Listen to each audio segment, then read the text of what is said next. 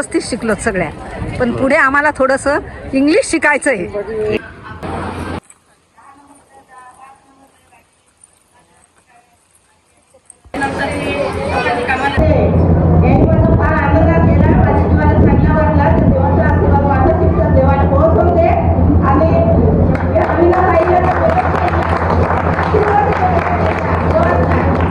Very humbly admitting that number.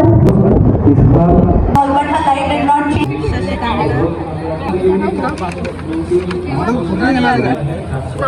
प्रौढ शिक्षण class आणि आमच्या प्रौढ शिक्षणाला 2 मॅडम आहेत वरलीतल्या त्यांचं मी अभिनंदन करते. कारण हे प्रौढ शिक्षण काढल्यानंतर आमच्याकडे पुष्कळ महिला साक्षर झाले. आम्हाला मजा वाटायला लागली का रात्री आम्ही 1 तास जाऊन रोज बसतो. 3 महिने झालेत, आणखी आम्हाला 3 महिने वाढवून द्या, म्हणजे पुढे आम्ही थोडंसं आम्ही स्वतःचं शिकू. असं आता आम्ही शिकलोत, आम्हाला पाटी वाचता येते, रेशन आणता येते, बरोबर, वाड्याला वाडा परळी गाडी वाचता येते, बरोबर, दवाखान्यात जाता येते, सर्व आम्हाला आता यायला लागले. काका किकी आणि आम्ही सर्वजणी व्यवस्थित शिकलोत सगळ्या, पण पुढे आम्हाला थोडंसं इंग्लिश शिकायचं आहे. इंग्लिश चालेल चालेल हो. म्हणून आम्ही सांगितले 3 महिने आणखी आम्हाला प्रौढ शिक्षण वाढवून द्या. हो चालेल, नक्की. प्रौढ शिक्षणाच्या संस्थेचं मी अभिनंदन करते. जय हिंद.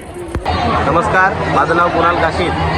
आज विक्रमगड तालुक्यामध्ये दिगंत स्वराज फाउंडेशन व रोटरी क्लब ऑफ बॉम्बे यांच्या संयुक्त विद्यमाने अडल्ट लिटरसीचा ग्रॅज्युएशन प्रोग्राम या ठिकाणी आम्ही घेतलेला आहे. या प्रोग्रामच्या माध्यमातून ज्या वयोवृद्ध, ज्या प्रौढ महिला आहेत, जे प्रौढ पुरुष आहेत, यांना शिक्षण देण्याचं काम आम्ही खेडोपाडी जाऊन केलेलं आहे.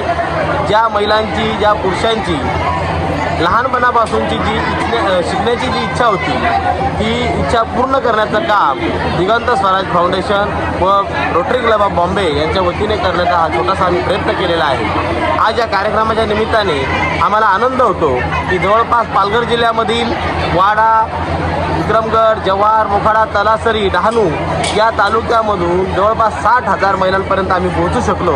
आणि आजच्या या कार्यक्रमासाठी जवळपास 1500 ते 2000 महिला या ठिकाणी उपस्थित आहेत आणि त्यांनी स्वतः त्यांची प्रतिक्रिया पण या ठिकाणी मांडलेली आहे. त्याबद्दल आणि आमचं हे बाईट घेण्यासाठी या ठिकाणी उपस्थित आहेत राहुलजी कोरडे यांचं देखील आम्ही या ठिकाणी मनापासून आभार व्यक्त करतो की त्यांनी आम्हाला त्यांचा अनमोल असा वेळ काढून या ठिकाणी दिला आणि आम्हाला कव्हर करण्याचा प्रयत्न करा, याबद्दल त्यांचे मी मनापासून आभार व्यक्त करतो. धन्यवाद.